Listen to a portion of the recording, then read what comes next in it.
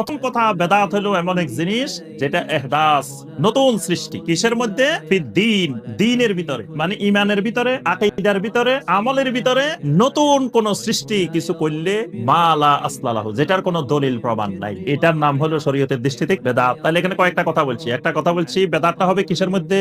দ্বীনের মধ্যে। কিন্তু দ্বীনের জন্য নতুন কিছু বানাইলে এটা বেদাত হবে না। যেমন মাইক, এটা দ্বীনের জন্য, এই জন্য এটা বেদাত হয় নাই। মোবাইল, এটাতে ভিডিও হচ্ছে, তারপর মাইকে কথা হচ্ছে, মসজিদে এসি লাগাইছি, ফ্যান লাগাইছি, টাইলস লাগাইছি, এখানে বেদাত হয় নাই। কেন? এগুলা দ্বীনের ভিতরে না, এগুলা দ্বীনের জন্য, এগুলো দ্বীনের উপকরণ, ইবাদতের উপকরণ, এগুলো দ্বীন না। বিমানে করে হজে যাই, এই বিমানে যাওয়াটা দ্বীন না, এটা দ্বীনের একটা উপকরণ, দ্বীনের জন্য। আপনি বাসেও যাইতে পারেন, বিমানেও যাইতে পারেন, ট্রেনেও যাইতে পারেন, যেমন সুবিধা হয় আপনি যাইতে পারেন, এটার সাথে বেদাতের কোনো সম্পর্ক নাই। দ্বিতীয় বিষয় ইহদাস, নতুন সৃষ্টি করা। নতুন সৃষ্টি করা মানে কি? নতুন আর পুরাতন, এটার পার্থক্য কোনটা? নবী সাল্লাল্লাহু আলাইহি ওয়াসাল্লাম এবং সাহাবায়ে কেরাম যেটা করেছেন এটা পুরাতন, কিয়ামত পর্যন্ত পুরাতন। এরপরে নতুন করে কোন আকীদা, কোন ইবাদত তৈরি করলে এটা নতুন, এটা ইহদাস।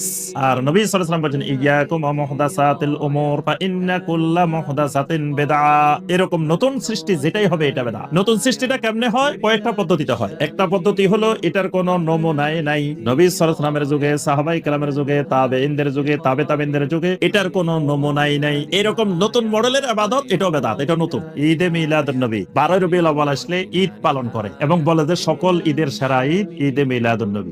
এই যে একটা ঈদ বানানো হয়েছে, এটা পুরাটাই নতুন, এটাও বেদাত। আরেকটা বেদাত হলো ইবাদতটা পুরানা, কিন্তু ইবাদতের আগে অথবা পরে কিছু বাড়াই দেওয়া, কমাই দেওয়া, এটাও নতুন। আবার আগেরটা পরে, পরেরটা আগে আনলে এটাও কি হয়? বেদাত। এরপরে যেই সময়ের ইবাদত সেই সময় না করি অন্য সময় করলে এটাও বেদাত হয়।